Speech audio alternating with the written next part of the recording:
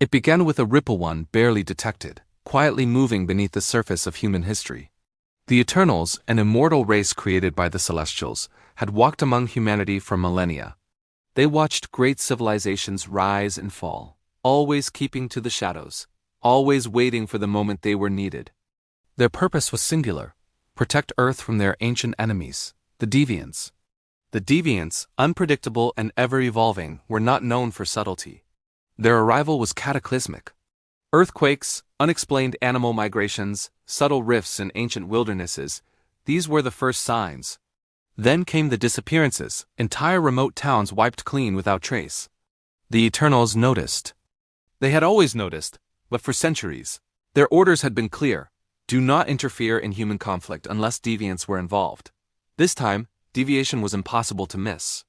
The deviants emerged monstrous, many-limbed, and changed since the last encounter. Centuries spent underground, hiding from both celestial and eternal, had driven them into new forms, bigger, smarter, hungry for Earth and its new age. Ayek called the Eternals together. From their separate lives, some masquerading as historians, others as architects or scientists, they came. Icarus, stoic and burning with cosmic energy. Circe, ever compassionate toward humanity. Athena, silent and deadly, her spectral golden weapons forming at a thought.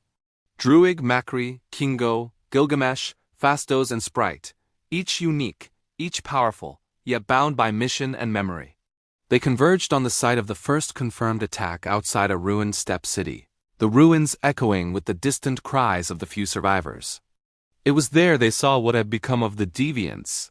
Their forms shifted, absorbing everything they consumed. One, many armed and flickering with unnatural speed, tore through solid granite as if it were mere sand. Ayek, the venerated leader, realized these deviants were stronger than anything faced before. They had evolved, gaining intelligence as well as power.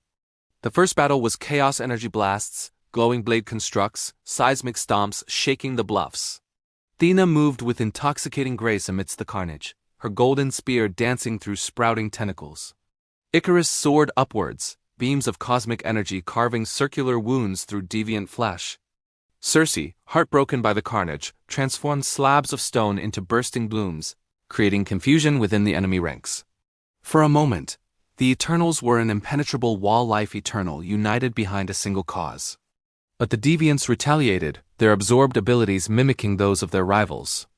One clawed, shifting beast mirrored Phastos' cleverness, redirecting machinery meant for defense into volatile explosion. The Eternals, for all their power, realized that this was not just a battle of strength, it was adaptation against adaptation. As days bled into nights, the skirmishes moved across continents. The Eternals pursued the Deviants from Siberian tundra to Saharan expanses and deep into the Peruvian jungle. Humanity whispered stories about gods in the sky, monsters in the rivers. Miraculous interventions used ancient tales retold beneath the strain of modern terror. But the Eternals did not fight for glory. They fought because celestial decree lingered in the back of their minds, and because, over time, they had truly come to love this world. Druig, once content to pull strings from the safety of the periphery, confronted his own apathy. He unleashed his will, temporarily clouding deviant minds and granting his companions critical advantages. Macri, peerless in her speed, became everywhere at once, saving stranded hikers, delivering warnings, drawing deviant attention away from population centers. Kingo, ever the actor even in battle, fought with flair, energy blasts illuminating the sky over ruined cities. Phastos constructed new weapons on the fly, harnessing energy fields, repurposing devastation into hope. The cost was high. Gilgamesh, the strongest among them, fell holding the line as the Deviants attempted to break through to a vulnerable city. His loss echoed across the group, even as his final defense bought the precious time Ayek needed. Athena, haunted by memories and rage, lost herself in battle, towing the line between heroism and annihilation. It was Circe who saw a different path.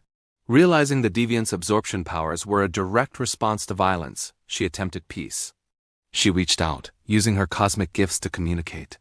For the briefest moment, something in the lead Deviant hesitated. They were not mindless beasts anymore. They were terrified of the Celestials, of their creators, of their own endless hunger. But not all Deviants could change. And as the battle for the future of Earth reached its climax, the Eternals made an impossible choice. Icarus and Athena drove the Deviants back into the Earth, trapping them in catacombs beneath the crust with the help of Phastos' seismic machinery and Macare's speed. Circe, with Ajax's guidance, used transmutation one last time, sealing the fissures with flowering stone. In the end, humanity never truly understood what had happened. There were legends, rumors, viral videos, strange phenomena explained away by governments and dismissed as mass hysteria.